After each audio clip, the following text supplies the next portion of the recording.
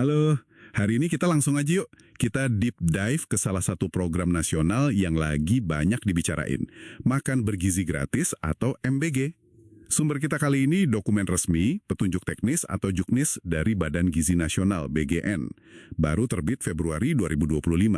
Nah, fokusnya spesifik banget nih soal susu dalam program ini. Anda mungkin jadi bertanya-tanya, kenapa sih kok susu yang jadi sorotan utama? Terus susu jenis apa sih yang bakal dipakai? Dan gimana alurnya sampai ke penerima nanti? Oke, jadi misi kita dalam deep dive ini jelas ya. Bedah juknis ini, cari intinya, temukan fakta-fakta menarik, dan apa sih artinya ini buat kita semua? Iya, betul. Dan yang langsung kelihatan menonjol di sini tuh landasan ilmiahnya. Di bab 2 juknis ini ditegaskan banget, susu itu bukan cuma soal kalsium ya. Memang penting buat tulang dan gigi. Satu sajian standar itu bisa penuhi sekitar 25% kebutuhan harian kalsium. Tapi lebih dari itu, ada protein juga lumayan tinggi, sekitar 16% AKG harian. Terus vitamin D, 15% AKG. Bahkan, nah ini, vitamin B12 di susu formula lanjutan, itu bisa sampai 50% AKG. Plus yodium yang juga tinggi, 60% AKG, ini semua kan gimana ya, krusial banget buat tumbuh kembang anak, fisik dan kognitif, apalagi di usia emas mereka. Di juknis ada ilustrasinya juga di gambar 2. Wah, lengkap ya ternyata kandungan gizinya, bukan cuma kalsium aja.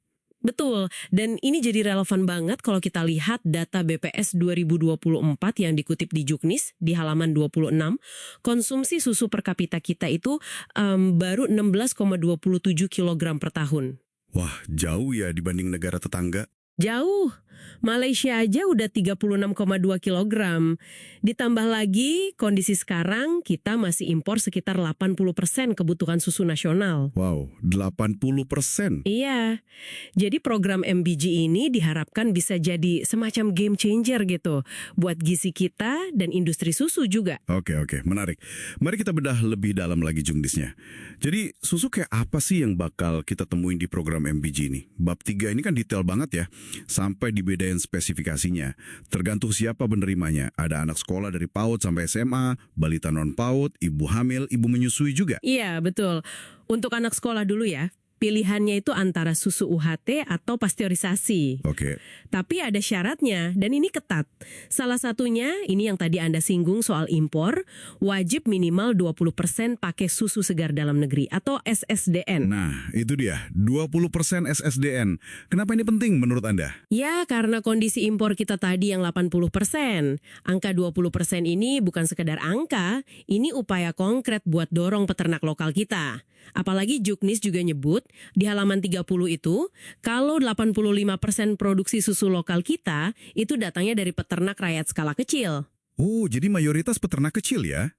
Ini bisa jadi peluang besar, tapi sekaligus tantangan juga berarti ya? Tepat sekali, potensi sekaligus tantangan. Dan bukan cuma soal asal susunya, rasanya juga diatur loh. Oh ya? Gimana tuh? Hanya boleh rasa plain atau putih, jadi nggak ada tambahan gula, nggak ada pewarna. Murni ya berarti? Betul, ukurannya juga spesifik. Buat PAUD SD itu 115 mili, kalau SMP SMA 125 mili. Detail ya? Banget. Terus, selain harus penuhi SNI 3141 2024 buat susu mentahnya, produk jadinya wajib punya kalsium minimal 15% AKG per sajian. Terus soal kemasan gimana? Kan sering tuh program bantuan barangnya dijual lagi. Nah itu juga diatur, kemasannya harus white label. Jadi desainnya sederhana, polosan gitu, nggak ada logo komersial. Tapi nama produsen tetap dicantumin, ini penting buat traceability, bisa dilacak siapa pembuatnya. Terus, wajib ada logo BGN, tulisan program makan bergizi gratis, dan satu lagi, tidak untuk dijual. Oke, jelas banget berarti ini bukan produk buat komersial biasa. Itu kan buat anak sekolah ya. Kalau untuk kelompok balita dan ibu-ibu hamil atau menyusui, pendekatannya gimana? Sama juga UHT atau pasteurisasi. Kalau untuk mereka beda. Juknis mengarahkan pakai susu formula atau minuman khusus bergizi. Nah, spesifikasinya ini lebih rinci lagi, mengacunya ke peraturan BPOM Nomor 24 tahun 2020. Detail banget soal kandungan vitamin dan mineralnya bisa dilihat di tabel 12-15 di juknis. Wah, lebih kompleks ya berarti? Iya, dan ada satu detail nutrisi yang menurut saya cerdas banget di halaman 37 sama 39. Oh iya, apa tuh? Itu minimal 1:2.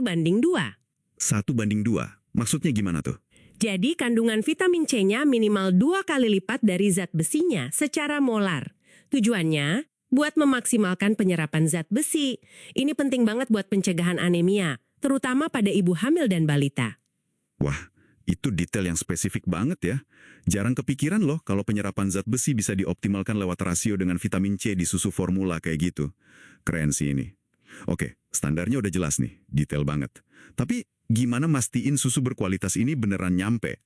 Logistiknya pasti nggak gampang kan? Gimana Juknis ngatur proses pengadaan sama distribusinya? Oke, kita coba ambil contoh mekanisme buat susu formula ya. Ini ada di bab 4 halaman 48-50. Alurnya gini kira-kira. Pertama, BGN itu menyalurkan anggaran ke namanya Satuan Pelayanan Pemenuhan Gizi, SPPG. Ini kayak unit pelaksana di daerah gitu. Oke, SPPG di daerah, terus? Kedua, SPPG ini yang melakukan pengadaan. Belanjanya dari industri pengolahan susu atau IPS, tapi yang udah terverifikasi ya. Nah, verifikasinya berdasarkan apa? Nah, ini poin pentingnya. Selain standar produk, IPS itu wajib nunjukin bukti kemitraan. Kemitraan sama peternak atau koperasi lokal buat pasokan susu segarnya. Atau bisa juga bukti investasi langsung ke peternakan sapi perah. Oh, jadi ada ikatan langsung ke peternak lokal ya?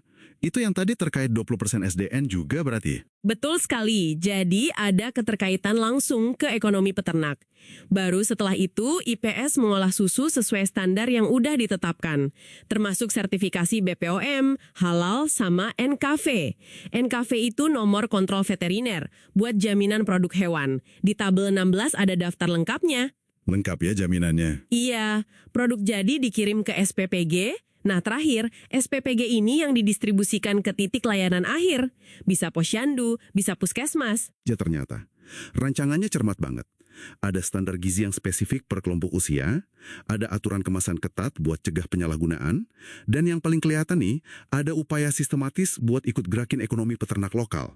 Lewat kewajiban 20% susu segar tadi, sama syarat kemitraan buat industrinya. Ini sistem yang kompleks, banyak banget pemangku kepentingannya. Ada BGN, Kementan, BPOM, industri, koperasi, peternak, sampai SPPG di daerah. Benar sekali, kompleks. Dan ini mungkin membawa kita ke satu pertanyaan penting ya buat Anda renungkan. Pertanyaan ini muncul dari data di Juknis itu sendiri. Di halaman 26 sama 30 kan disebut tuh, produksi susu nasional kita sekarang ini cuma mampu penuhi sekitar 20% kebutuhan. Itu sebelum ada MBG loh ya. Iya, tadi disebut ya. Dan dari produksi lokal yang sedikit itu, 85%-nya datang dari peternak rakyat skala kecil. Sementara itu, ada simulasi di halaman 29 itu nunjukin kalau program MBG ini potensinya bisa melipat gandakan permintaan susu nasional.